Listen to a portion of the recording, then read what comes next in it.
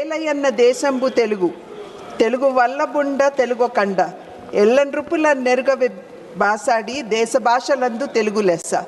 With deep respect and regard to my own mother language, sir, but since I have members of parliament from the northern parliament constituencies as well, I would seek to progress further in English.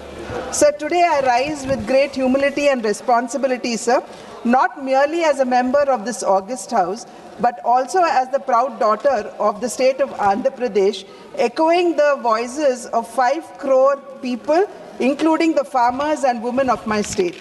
Sir, what I place before this house today is simply not about a city or a town, but it is about sacrifice, about constitutional fairness, and about the moral duty of the Indian state.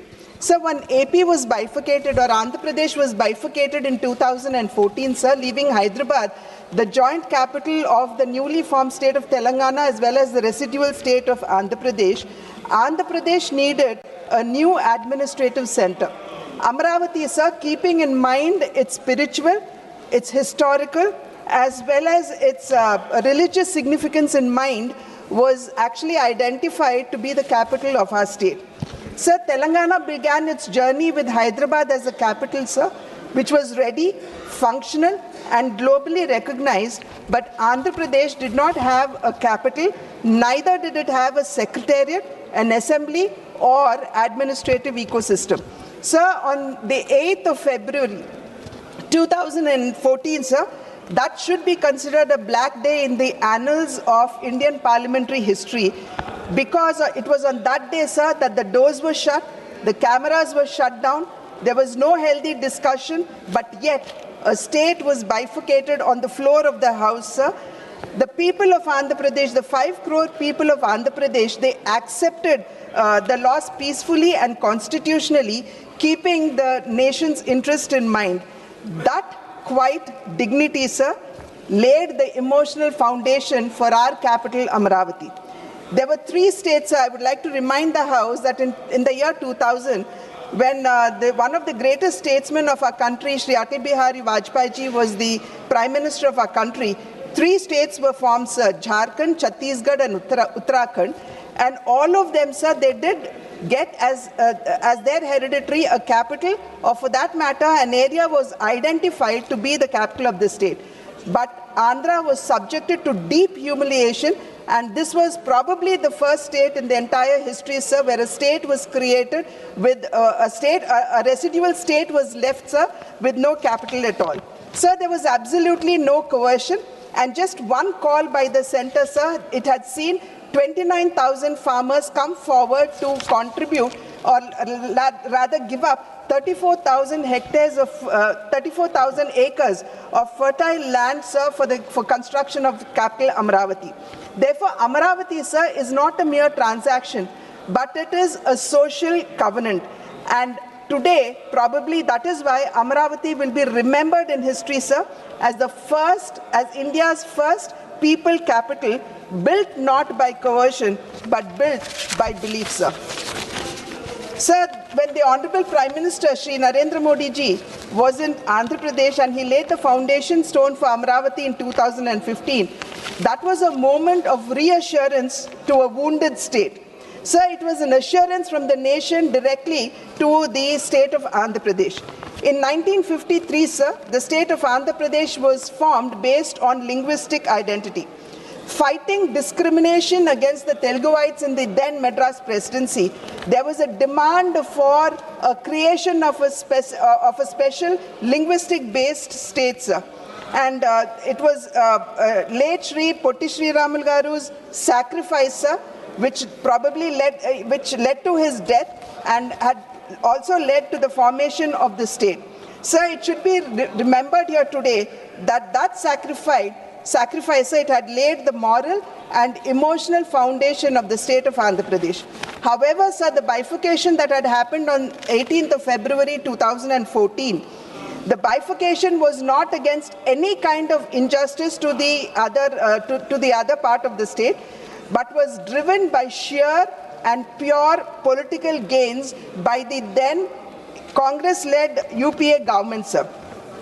Unlike the earlier movement rooted in sacrifice and political aspiration, the bifurcation, sir, was carried out in a manner that raises serious constitutional, moral, as well as ethical concerns. Sir, between the years 2019 to 2024, Andhra Pradesh had seen a period of deep uncertainty regarding the capital, sir, which was the result of the absolute thoughtless and mindless decision of multi-capitals taken by the then YSRCP government.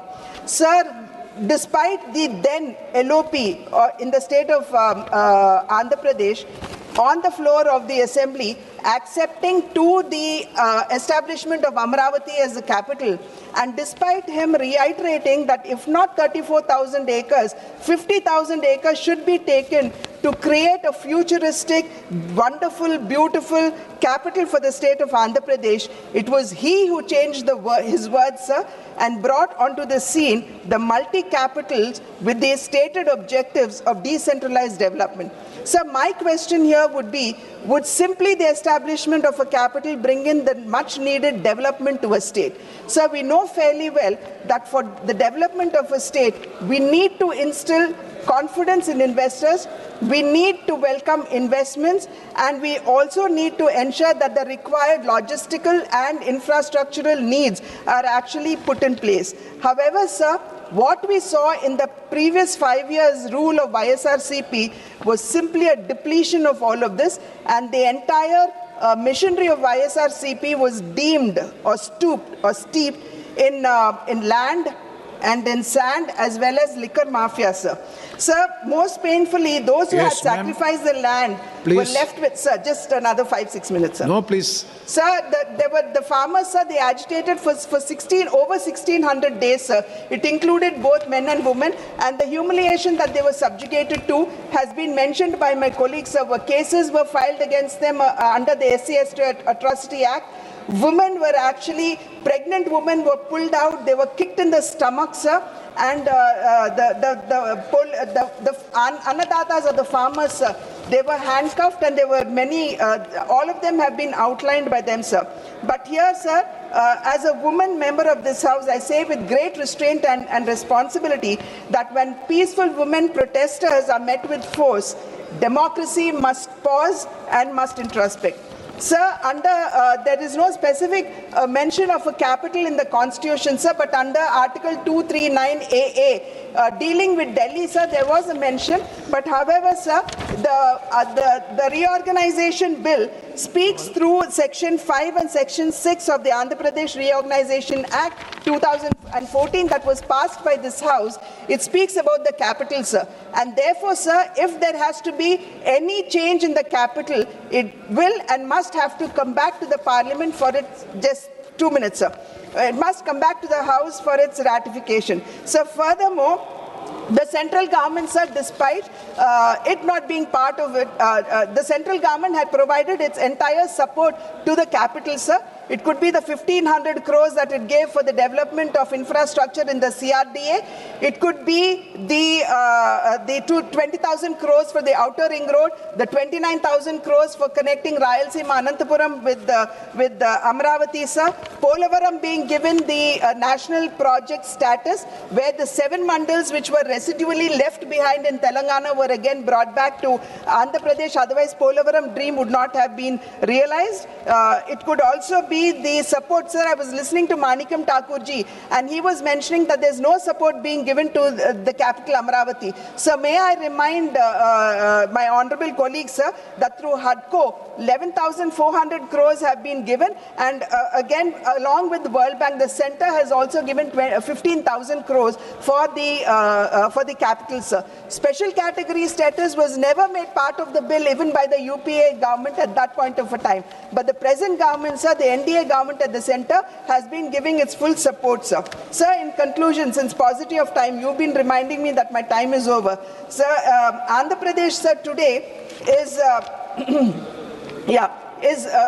why we are here to seek statutory recognition for Amaravati, sir, is not political but on moral and constitutional grounds. Sir, statutory protection for Amaravati is really essential because no state would have to lose its capital for the second time. No farmer, being whether a man or woman, should fear no policy reversal. Investors need certainty and not shifting of capitals, and a reorganized state, sir, it deserves stability and experiment. No, sir, please. in conclusion, sir, I would like to only say that Andhra Pradesh today is seeking no privilege, sir. It seeks certainty. It is not asking for politics, sir, but it is asking for justice. It is not asking for sympathy, sir, but it is asking for the faith of the farmers, be it men or women, to be honored in law and policy. Let Amaravati, sir, be remembered today not as a dispute but a lesson that when citizens trust the state will protect that trust. I urge this august House, sir, to stand with the state of Andhra Pradesh so that Amaravati stands forever a stable, lawful and proud capital, and as a testament of how India honors sacrifice. Sir, I was listening to Samajwadi Party, Dharmendra ji, and he stood up and said that we would support Amaravati, sir. Maybe he said that he spoke about the farmers, which is accepted in true spirit. However, sir, it is quite unfortunate to see the YSRCP parliament members walk out, sir, and not wanting to vote for Amaravati. Thank you, sir. Thank you very much, Sri Arvind Savanji. माननीय chairman sir,